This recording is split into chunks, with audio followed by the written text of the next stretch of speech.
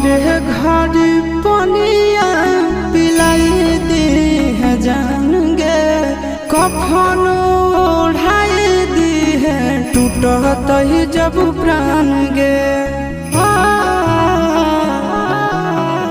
मरे घर पनिया पिलाई दी है जान गे, कफन ओढ़ाई दी है टूटत ही जब प्राण गे।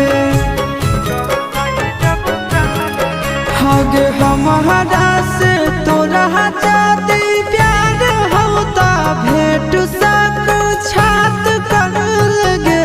हगे सोनाया गावा हो भरती पा